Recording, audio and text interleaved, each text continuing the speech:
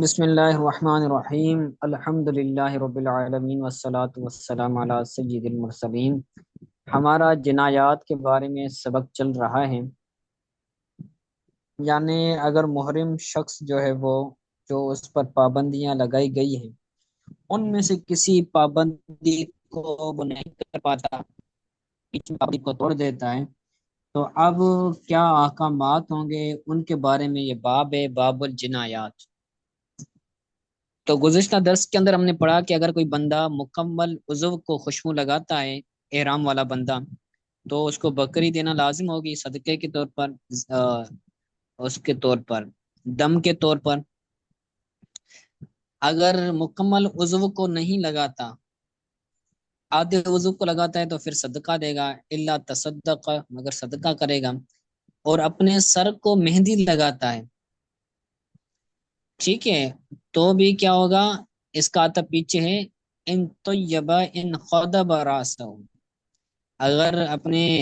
سر کو مہندی لگاتا ہے تو بھی کیا ہوگا؟ بکری دینا لازم ہوگی۔ تیل لگاتا ہے یا پھر سلے ہوئے کپڑے پہنتا ہے یا اپنا سر چھپاتا ہے پورا دن، تو بھی کیا کرے گا؟ اس کو بکری دینا ہوگی، بکری دے گا وہ۔ اگر ایسا نہیں کرتا، وہ پورا دن سر کو نہیں چھپاتا اور سلے ہوئے کپڑے بھی پورے دن نہیں پہنتا، تو کیا ہوگا پھر صدقہ دینا ہوگا۔ کچھ دیر کے لیے اس نے سلے ہوئے کپڑے پہنے تو صدقہ دینا ہوگا، ٹھیک ہے۔ اس کے بعد اب بالوں کو مونڈنے کے بارے میں احکامات تھے کہ کوئی بندہ اپنے سر کے بال مونڈتا ہے یا پھر داڑھی کو مونڈتا ہے تو کیا ہوگا؟ کہتے ہیں او حلق کا ربع راسی ہی، اپنے سر کا چوتھائی حصے کا اگر حلق کرے گا، یعنی سر کے چوتھے حصے کے بالوں کو کیا کرے گا؟ کاٹے گا ان، تو کیا ہوگا؟ وہی بکری ہوگی۔ او لحیتی ہی، یا پھر اپنی داڑھی کے چوتھائی حصے کو، مکمل داڑھی کے چوتھے حصے کو اگر وہ حلق کرتا ہے، مونڈتا ہے، تو بھی کیا ہوگا؟ بکری ہوگی۔ اگر چوتھائی سر سے یا چوتھائی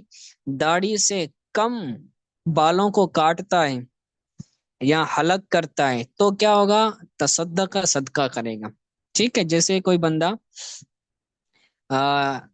حالق ہوتا ہے، حالق کی پیچھے وضاحت کی گئی تھی کہ جو بندہ حالت احرام میں ہو اور دوسرے کے بالوں کو کاٹے تو وہ حالق کہلائے گا، تو اس کو بھی صدقہ دینا لازم ہوتا ہے،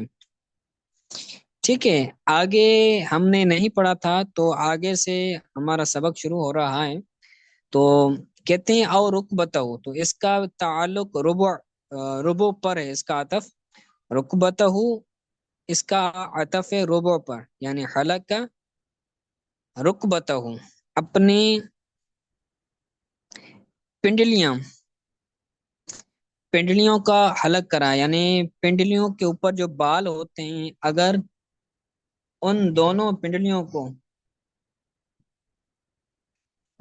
حلق کرتا ہے، ان بالوں کو مونڈتا ہے، تو بھی کیا ہوگا؟ بکری دینا لازم ہوگی۔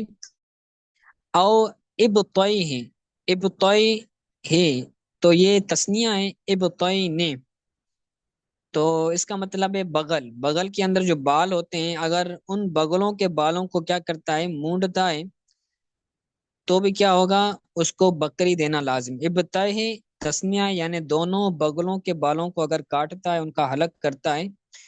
تو بھی بکری دینا ہوگی۔ او احدہما، دونوں بغلوں کے بال نہیں کاٹتا بلکہ ایک بغل کے بال کاٹتا ہے، تو پھر بھی بکری دینا ہوگی، ٹھیک ہے۔ اور آگے کہتے ہیں او محجمہ ہو، یا پھر اپنے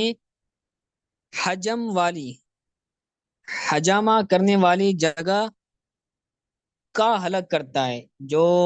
حجامہ کیا جاتا ہے نا خون نکالنے کے لیے، خون کو صاف کرنے کے لیے، پیٹھ پر جو ہے وہ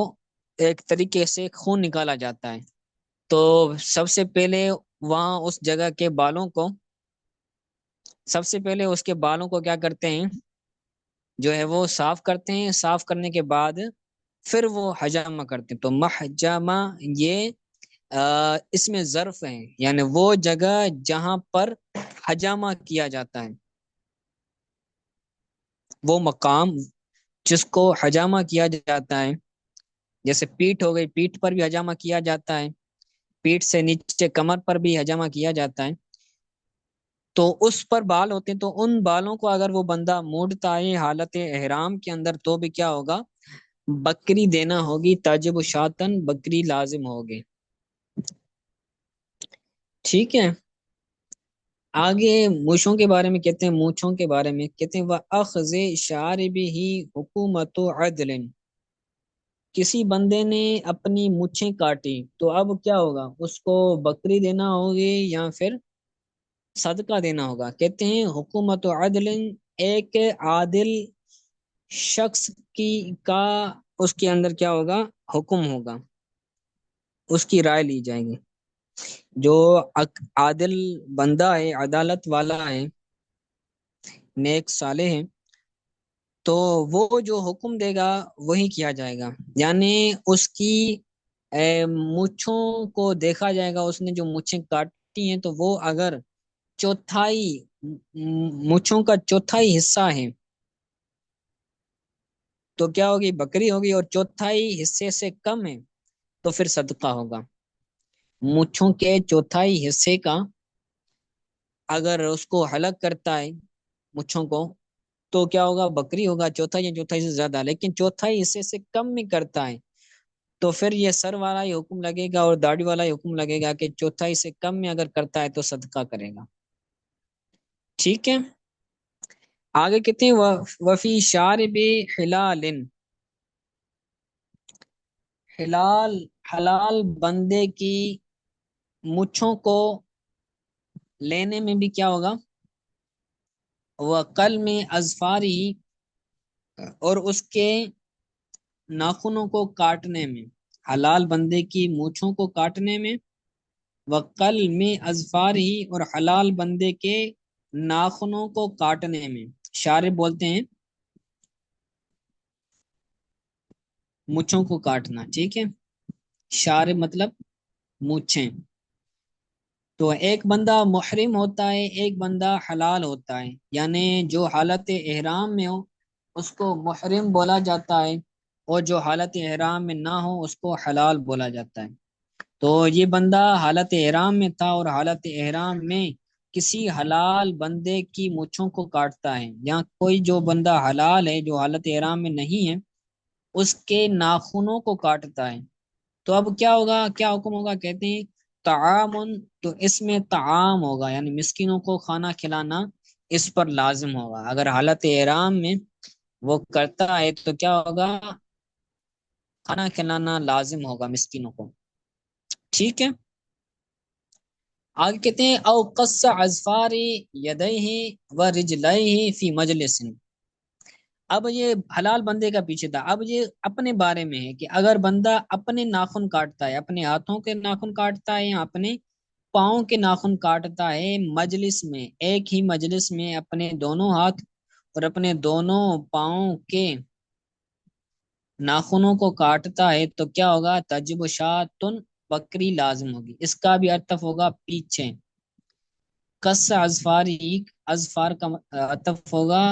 طیبہ محرم، ان ان قص اظفار یدئی، اگر اپنے دونوں ہاتھوں اور دونوں پاؤں کے ناخنوں کو ایک مجلس میں کاٹتا ہے تو بھی کیا ہوگا، بکری دینا لازم ہوگی، دم دینا لازم ہوگا۔ ٹھیک ہے، دونوں ہاتھوں یا دونوں پاؤں کی نہیں کاٹتا، بلکہ اگر ایک ہاتھ کے کاٹتا ہے، پانچوں انگلیوں کا کاٹتا ہے، یا پھر ایک پاؤں کی پانچوں انگلیوں کو کاٹتا ہے، کے ناخنوں کو کاٹتا ہے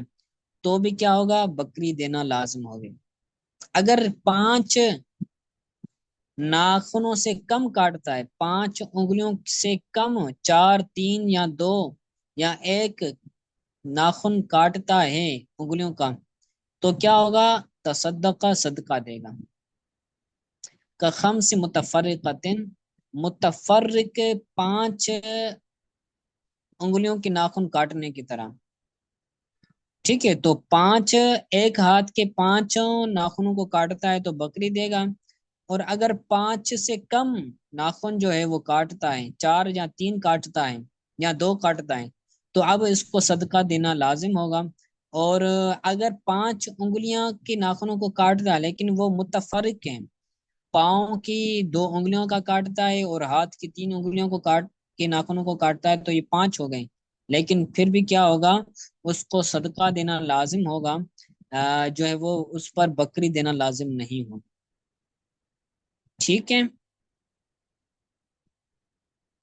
آگے کہتے ہیں ولا شیء بأخذ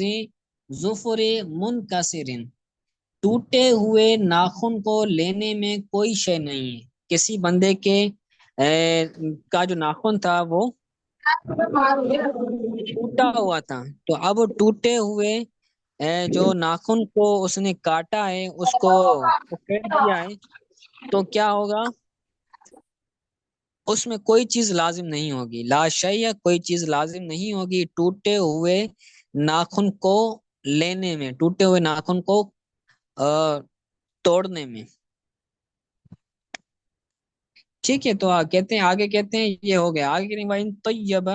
ان تطیب او لبس، اگر وہ بندہ خوشبو لگاتا ہے یا پھر کپڑے پہنتا ہے، او حلق بعذر، یا پھر اپنے سر کا حلق کرواتا ہے کسی عذر کی وجہ سے، تو بھی کیا ہوگا، ذبح شاتن۔ تو عذر کا جو تعلق ہے نا، یہ تینوں کے ساتھ ہے، کسی عذر کی وجہ سے خوشبو لگاتا ہے، کسی عذر کی وجہ سے کپڑے پہنتا ہے سلے ہوئے، یا پھر کسی عذر کی وجہ سے حلق کراتا ہے، تو بھی کیا ہوگا، بندہ ذبح شاتن، بکری کو ذبح کرے گا، او تصدق بثلاثت اسوع علی 6 مساکین، یا پھر جو 3 جو اسوق ہیں